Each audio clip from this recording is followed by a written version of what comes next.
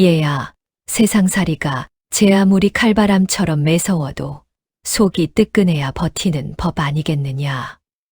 이거 먹고 기운내서 장차 꼭 보란 듯이 사람답게 살아야 한다. 알겠느냐? 눈보라가 몰아치는 엄동설한 장터 바닥에서 죽음만을 기다리던 소년에게 이름 모를 할머니가 건넨 것은 김이 모락모락 나는 만두 한 접시였습니다. 하지만 이 따뜻한 선의를 비웃으며 소년의 명치를 발로 짓이기엔 비정한 사내가 있었습니다. 배가 고파 내민 손에 밥 한 술 대신 차가운 인두를 들이대며 도둑놈이라 낙인 찍은 그 악마 같은 인간을 어찌해야 하겠습니까? 억울함에 피눈물을 흘리던 거지. 소년이 20년 뒤 온 고을을 벌벌 떨게 할 암행어사가 되어 돌아오리라 누가 상상이나 했겠습니까? 만두 한 접시가 불러온 서슬퍼런 복수와 위대한 기적의 전말 지금 시작합니다. 오늘 이야기 시작 전 구독과 좋아요를 꾹 눌러주시고 여러분 가정에 행운이 가득하길 기원하겠습니다. 그럼 이야기 시작하겠습니다. 하늘에서는 정월대보름의 둥근 달이 세상을 환히 비추고 있었으나 수원화성 장터의 구석진 그늘까지 그 빛이 닿지는 않았습니다. 온 고을이 풍요를 노래하며 들썩이던 그 밤 12살 소년 복남이는 뼛속까지 파고드는 삭풍을 견디며 누더기 옷깃을 여몄지요. 불과 1년 전까지만 해도 복남이는 부모님의 사랑 아래 따뜻한 밥을 먹던 아이였습니다. 하지만 무심한 역병이 마을을 휩쓸고 지나가며 부모님을 한나란시에 데려가 버렸고 홀로 남겨진 소년에게 세상은 거대한 얼음장보다 차가운 곳이 되어버렸습니다. 복남이는 앙상한 손으로 해진 소매를 끌어당겨 보았지만 구멍난 천 사이로 스며드는 칼바람을 막기엔 역부족이었습니다. 소년의 간절한 소망은 그리 대단한 것이 아니었습니다. 그저 살아생전 어머니가 차려주시던 김이 모락모락 나는 밥상을 마주하고 그 온기 속에 잠시라도 몸을 녹이는 것뿐이었지요. 하지만 장터를 가득 채운 활기찬 웃음소리와 풍성한 음식 냄새는 복남이에게는 오히려 날카로운 칼날이 되어 가슴을 후벼 팠습니다. 비틀거리는 걸음으로 전 가게 앞에 멈춰선 복남이가 떨리는 목소리로 입을 뗐습니다. 어르신, 염치 없지만 부스럭이라도 조금만 주실 수 있겠습니까? 소년의 눈동자에는 마지막 신락 같은 희망이 서려 있었습니다. 그러나 돌아온 것은 따뜻한 인심이 아닌 차가운 발길질이었습니다. 이 더러운 거지 놈이 어디서 재수 없게 장사도 못하게 저리 비키지 못해.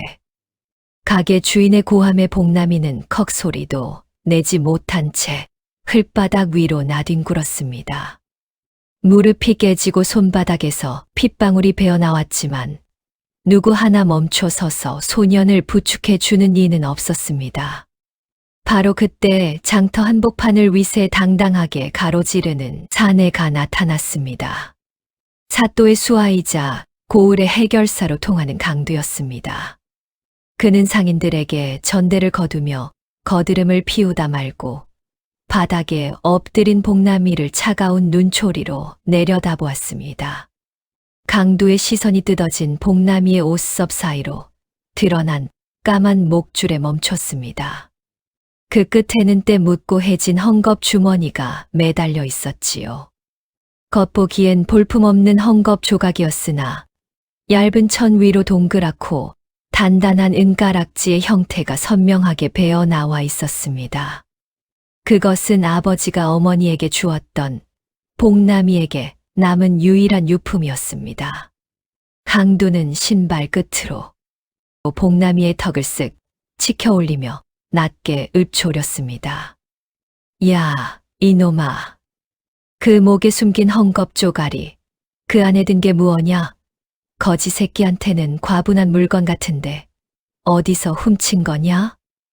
복남이는 본능적으로 가슴팍에 주머니를 움켜쥐며 뒷걸음질 쳤습니다. 아, 아닙니다. 이건 제 어머니께서 남겨주신. 소년의 목소리는 공포로 떨렸지만 강두의 입가에는 비열한 미소가 번졌습니다. 두고 보자고. 내 눈에 띈 이상 곱게 넘어가진 못할 테니. 축제의 소음은 점점 멀어져 가고 복남이의 의식은 어둠 속으로 가라앉기 시작했습니다. 며칠째 물 한 모금 넘기지 못한 몸은 이제 한계에 다다랐지요. 소녀는 장터 귀퉁이, 어느 낡은 주막 앞 나무 기둥에 몸을 기댄 채 서서히 미끄러졌습니다. 정월 대보름의 둥근 달은 여전히 밝았으나 홀로 남겨진 소년의 누더기 위로는 오직 시린 그림자만이 길게 늘어질 뿐이었습니다.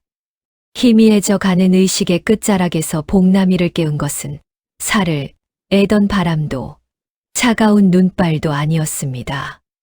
가슴속 깊은 곳까지 파고드는 구수하고도 달콤한 고기 삶는 냄새, 그리고 갓 쪄낸 만두피의 따스한 향기가 소년의 코끝을 간지럽혔지요. 이 녀석아, 정신 차려보거라. 여기서 잠들면 영영 못 일어난다. 거칠지만 온기가 서린 손길이 복남이의 뒷덜미를 부축해 일으켰습니다. 간신히 눈을 뜨니 깊게 패인 주름 사이로 자애로운 미소를 짓고 있는 할머니가 복남이를 내려다보고 계셨습니다. 할머니는 비틀거리는 복남이를 부축해 장터 귀퉁이의 작은 만두 가게 안쪽 가장 따뜻한 아랫목으로 데려가 앉혔습니다. 손님들이 저런 거지를 들여서 어쩌려고 그러느냐며 수근거렸지만 할머니는 아랑곳하지 않고 찜통 뚜껑을 열었습니다. 하얀 김이 몽실몽실 피어오르는 사이로 할머니는 팔아야 할 만두 중에서도 가장 크고 속이 꽉 찬 것들을 골라 접시에 담았지요. 그리고는 복남이 앞에 내려놓으며 부드럽지만 단호한 목소리로 말씀하셨습니다. 야, 이 녀석아. 남의 눈치 보지 말고 이 만두 꼭꼭 씹어 먹거라. 세상이 아무리 모질어도 배가 든든해야 견디는 법이니 이거 먹고 기운 차려서 꼭 사람답게 살아야 한다. 알겠느냐? 복남이는 떨리는 손으로 뜨거운 만두를 집어 입에 넣었습니다. 평생 처음 느껴보는 육즙의 온기가 목구멍을 타고 넘어가자 멈췄던 심장이 다시 요동치는 듯 했습니다. 소년의 눈에서 뜨거운 눈물이 주르륵 흘러내려 만두 접시를 적셨지요. 다 먹고 난 복남이는 할머니께 깊이 절을 올리며 다짐했습니다. 할머니, 이 은혜 죽을 때까지 잊지 않겠습니다. 저도 정직하게 땀 흘려 일해서 꼭 갚겠습니다. 소년은 할머니의 만두 가게 일을 돕겠다며 소매를 걷어붙였습니다. 설거지라도 하고 장작이라도 패서 이 과분한 호의에 보답하고 싶었던 것입니다. 하지만 복남이가 마당에 눈을 치우려 빗자루를 든 순간 예상치 못한 방향으로 상황이 꼬이기 시작했습니다.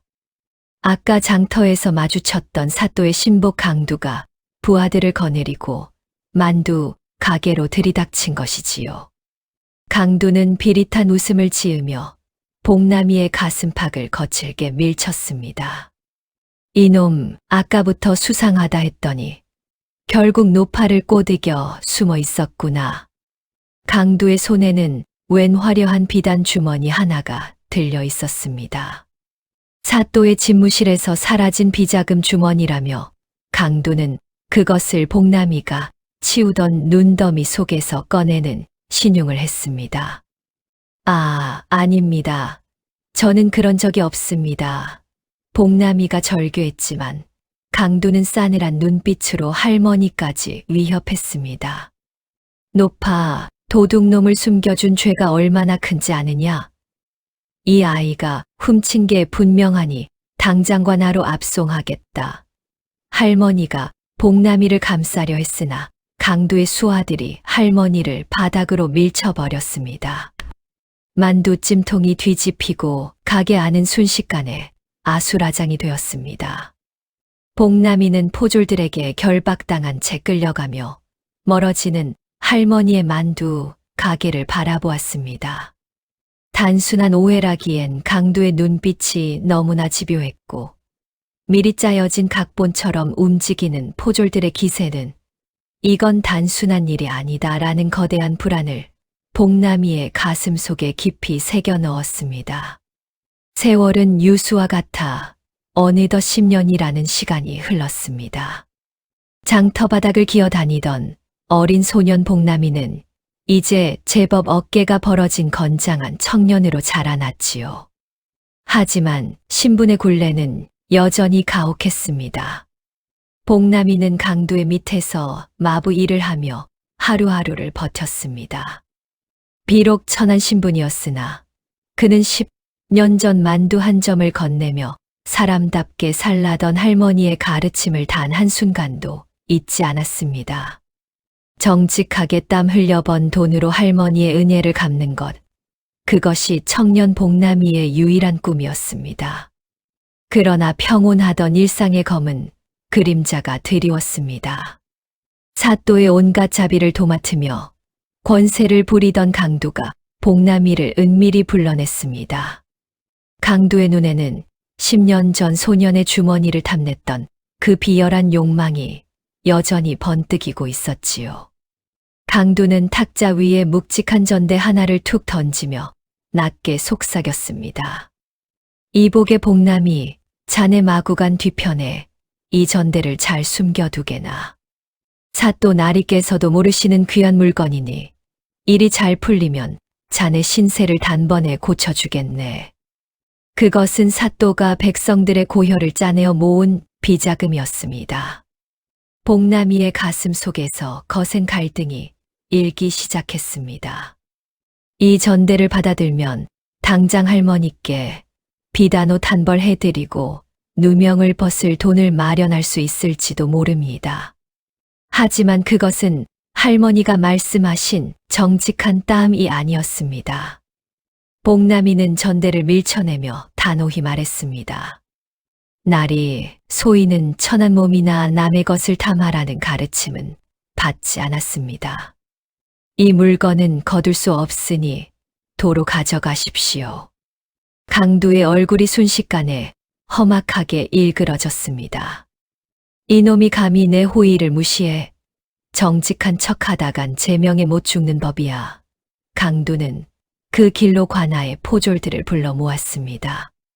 그리고는 복남이가 사또의 비자금을 훔쳐 달아나려 했다며 거짓 고변을 올렸지요. 마구간 지푸라기 속에서 강도가 미리 숨겨놓은 전대가 발견되자 장터 사람들은 수근거리기 시작했습니다. 저놈 보게 할머니가 만두 먹여 키워놨더니 결국 은혜를 원수로 갚는구나. 복남이는 억울함에 목이 메어 외쳤습니다. 할머니, 저는 아닙니다. 제발 믿어주십시오. 하지만 그를 향해 돌아온 것은 차가운 비난과 손가락질 뿐이었습니다. 강도는 비웃으며 복남이의 뺨을 후려쳤고 포졸들은 무자비하게 그를 끌고 갔습니다. 양심을 지키려 했던 선택의 대가는 너무나도 혹독했습니다. 그를 아꼈던 주막 사람들도 함께 일하던 동료들도 모두 강도의 위세에 눌려 고개를 돌렸습니다. 그날 밤 복남이는 관아에 차디찬 지하 감옥에 홀로 던져졌습니다. 사방은 쥐죽은 듯 고요했고 창살 틈으로 들어오는 희미한 달빛조차 소년의 절망을 비추기엔 역부족이었습니다. 온몸은 매질로 만신창이가 되었고 가슴 속엔 사람들의 대한 배신감과 강도를 향한 분노가 불길처럼 타올랐지요. 어둠 속에 웅크린 복남이는 자신의 잘린 손톱 끝을 보며 생각했습니다. 어찌하여 세상은 선한 이에게 이토록 가혹한 것인가. 적막한 감옥 안에서 복남이는 철저히 고립된 채 차가운 벽에 머리를 기대고 눈물을 삼켰습니다. 다음 날 아침 관아 마당에는 서슬퍼런 위엄이 서린 형틀이 놓였습니다. 동원 앞마당에는 고을 사람들이 구름처럼 몰려들었지요. 하지만 그들의 눈빛에는 안타까움보다 호기심과 냉소가 가득했습니다. 강두는 사또 옆에서 거드름을 피우며 형장을 지휘했습니다. 포졸들이 복나미를 형틀에 묶자 강두가 채찍을 치켜들며 소리쳤습니다. 이놈 끝까지 죄를 부인하겠느냐. 사또 나리의 인자함을 배신한 대가가 얼마나 큰지 내 놈의 살점으로 직접 느껴보거라. 무자비한 매질이 복나미의 등을 내리쳤습니다. 한 대, 두 대, 10대가 넘어갈 때마다 복나미의 무명옷은 붉게 물들었고 살점이 터져 나갔지요. 복나미는 이를 악물고 비명을 참았습니다. 고통보다 더 괴로운 것은 담벼락 너머에서 들려오는 사람들의 수근거림이었습니다. 저놈 보게 만두 할머니가 공들여 키워놨더니 결국 도둑놈이 됐구먼. 에이, 재수 없게시리. 저런 놈은 본보기를 보여야 해. 10년 전 자신을 비웃던 장터 사람들의 차가운 시선이 다시금 복나미의 가슴을 난도질했습니다.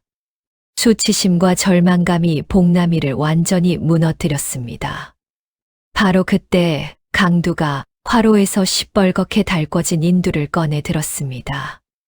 도둑질한 놈의 얼굴에는 그에 맞는 낙인이 필요하지. 내 놈의 이마에 평생 지워지지 않을 글자를 새겨주마. 직 뜨거운 열기가 복나미의 얼굴 가까이 다가왔습니다. 복나미는 온 힘을 다해 몸부림쳤습니다. 절체절명의 순간 복나미는 형틀을 고정하던 밧줄이 매질에 닿아 느슨해진 것을 발견했지요. 소녀는 마지막 남은 기력을 쥐어짜 결박을 풀고 강두를 밀쳐냈습니다. 현장은 아수라장이 되었고 복나미는 피를 흘리며 관아 담장을 넘었습니다. 복나미는 비틀거리며 산길을 헤맸습니다. 등에서는 피가 멈추지 않았고 의식은 점점 희미해졌지만 소녀는 멈출 수 없었습니다. 차가운 바위 틈에 몸을 기대고 앉은 복나미는 밤하늘을 올려다보았습니다. 가슴 속에는 할머니의 온기 대신 시커먼 복수심이 치밀어 올랐지요. 강두와 사또 그리고 자신을 비웃던 그 모든 세상을 불태워버리고 싶었습니다. 반드시 돌아와 너희의 목숨으로 이 빚을 갚아주마. 복나미는 주먹을 꽉 쥐었습니다. 손톱이 살을 파고들어 피가 났으나 고통조차 느껴지지 않았습니다. 그러나 그 증오의 끝자락에서 10년 전 할머니가 건네주던 따뜻한 만두의 촉감이 환상처럼 스쳤습니다. 배가 든든해야 견디는 법이다. 꼭 사람답게 살아야 한다. 그 목소리가 복나미의 심장을 다시 뛰게 했습니다. 단순히 피해 복수를 하는 괴물이 아니라 진정한 힘을 길러 이 억울함을 증명하겠다는 결심이 서리빨처럼 날카롭게 솟행했습니다. 깊은 산속 칠흑 같은 어둠이 복남의 전신을 감싸 안았습니다. 등에서는 여전히 뜨거운 핏방울이 흘러내려 바닥에 마른 잎을 적셨고 살점이 다 들어가는 듯한 고통은 멈출 기미가 보이지 않았지요. 복남은 차가운 바위벽에 몸을 기댄 채 거친 숨을 몰아쉬었습니다. 억울하게 누명을 쓰고 쫓겨난 분노와 자신을 외면하던 고을 사람들의 냉소적인 눈빛이 환상처럼 눈앞을 스쳐 지나갔습니다. 세상이 이토록 모진데 나 혼자 정직하게 살아서 무엇 하나 하는 자포자기의 심정이 소년의 가슴을 검게 물들였습니다. 그때였습니다. 멀지 않은 덤불 너머에서 나직한 신음소리가 들려왔습니다. 복남이 기운을 짜내 다가가 보니 백발이 성성한 노학자 한 분이 가파른 비탈에서 굴러떨어져 다리를 다친 채 쓰러져 계셨지요. 자신의 몸 하나 건사하기 힘든 처지였으나 복남은 본능적으로 노인을 부축해 인근 동굴로 옮겼습니다. 소녀는 해진 옷감을 찢어 노인의 상처를 정성껏 싸매고 산열매를 따다 입에 넣어드렸습니다. 정신을 차린 노학자는 복남의 상처 입은 등을 보더니 안쓰러운 듯 물었습니다. 자네 등에 새겨진 그 상처는 무엇인가? 어찌 이 험한 산중에서 홀로 피를 흘리고 있느냐? 복남은 고개를 숙인 채 낮은 목소리로 답했습니다. 세상의 불의에 맞서다 얻은 흉터일 뿐입니다. 소인, 이제는 복수 외에는 남은 것이 없습니다. 노인은 가만히 복남의 손을 잡더니 보찜 속에서 정성껏 싸둔 만두 한 덩이를 꺼내 내밀었습니다. 이것을 먹게나. 아까 자네가 나를 구할 때 보니 10년 전 내가 화성 장터에서 맛보았던 그 만두 가게 할머니의 인심이 자네 손길에서 느껴지더군. 만두라는 말에 복남의 심장이 덜컥 내려앉았습니다. 10년 전 배가 든든해야 모진 세상을 견디는 법이다라며 만두를 입에 넣어주시던 이 씨 할머니의 자애로운 얼굴이 주마등처럼 스쳐 지나갔지요. 할머니는 복남에게 단순히 배를 채워준 것이 아니었습니다. 사람답게 살라는 희망의 씨앗을 심어주셨던 것이지요. 그 작은 만두 한 점을 위해 할머니가 감내했을 고단한 노동과 대가 없는 사랑이 떠오르자 복남의 눈에서 뜨거운 눈물이 쏟아졌습니다. 노학자는 인자하게 웃으며 덧붙였습니다. 복수는 칼로 하는 것이 아니네. 진정한 힘을 길러 세상의 그릇됨을 바로잡는 것. 그것이 자네를 살린 이들의 뜻이 아니겠는가. 복남은 만두를 꼭꼭 씹어 삼키며 다시금 다짐했습니다. 어르신, 소인 이제 알겠습니다. 할머니의 만두는 피의 복수가 아니라 이 나라의 정의를 세우라는 가르침이었습니다. 과거의 상처가 현재의 결심과 맞물리는 순간이었습니다. 할머니의 희생과 사랑은 이제 복남이 다시 일어서야 할 분명한 이유가 되었습니다. 복남은 그날 밤 복수심을 내려놓고 스스로를 갈고 닦아 더 큰 뜻을 펼치기로 굳게 결심하며 새로운 인생의 전환점을 맞이했습니다. 세월은 멈추지 않고 흘러 어느덧 다시 10년이라는 시간이 지났습니다. 산속에서 만난 노학자의 가르침 아래 밤낮으로 학문과 무예를 닦은 복남이는 이제 30을 넘긴 늠름한 대장부가 되었지요. 과거의 울분은 깊은 지혜가 되었고 등에 새겨진 흉터는 백성의 아픔을 잊지 말라는 훈장이 되었습니다. 마침내 복남이는 장원 급제의 영광을 안고 임금님으로부터 암행어사의 명을 받게 되었습니다.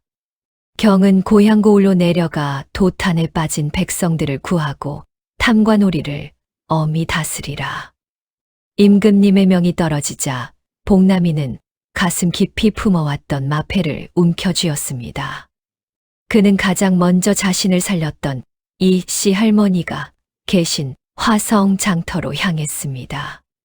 하지만 10년 만에 돌아온 고향은 예전의 활기는 온데간데 없고 폐허처럼 변해 있었지요.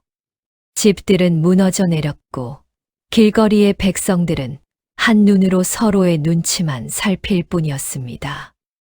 복남이는 남루한 선비 차림으로 변장한 채 강도의 집 근처를 살폈습니다. 그곳에서 그는 충격적인 진실과 마주하게 되었습니다. 10년 전 사또의 비자금을 훔쳤다던 누명은 모두 강두가 꾸민 조작이었습니다. 강두는 복남이가 가졌던 가문의 비단 주머니를 빼앗기 위해 스스로 사또의 전대를 마구간에 숨겼던 것이지요. 뿐만 아니라 강두는 그 공로를 인정받아 고을의 모든 상권을 장악하고 할머니의 만두 가게마저 강탈하여 자신의 창고로 쓰고 있었습니다. 복남이는 분노를 사기며 강두의 비밀 창고에 잠입했습니다. 그곳에는 10년 전 사라졌다던 사또의 전대와 함께 백성들에게서 수탈한 곡식과 비리 장부들이 산처럼 쌓여 있었지요. 적의 위선이 낱낱이 밝혀지는 순간이었습니다. 복남이는 이제 주도권을 잡았습니다. 그는 어둠 속에서 조용히 호각을 불어매복해 있던 어사무사들을 불러 모았습니다. 다음 날 아침 만두 가게 터에서 백성들을 겁박하던 강두 앞에 복남이가 나타났습니다. 강두는 여전히 거드름을 피우며 소리쳤습니다. 이놈 어디서 굴러먹던 뼈다귀냐. 당장 무릎 꿇지 못할까.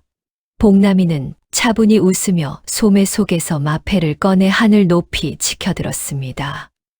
아맹어사 출두야. 그 외침과 함께 사방에서 어사무사들이 들이닥쳤습니다. 강두는 사색이 되어 도망치려 했으나 백성들이 그의 앞길을 막아섰지요. 내 놈의 죄는 하늘이 알고 땅이 안다. 복남이는 강두의 멱살을 잡고 그의 가슴팍에 10년 전 자신이 가졌던 그 비단 주머니를 던졌습니다.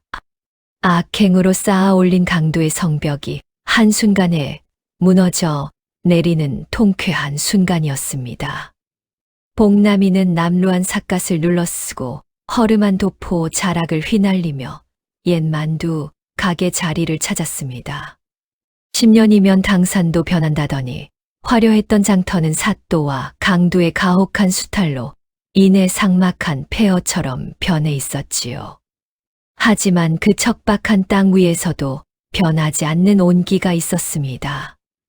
눈이 어두워져 앞을 잘 보지 못하면서도 이씨 할머니는 여전히 김이 모락모락 나는 만두를 빚어 배고픈 이들에게 대가 없이 나눠주고 계셨던 것입니다.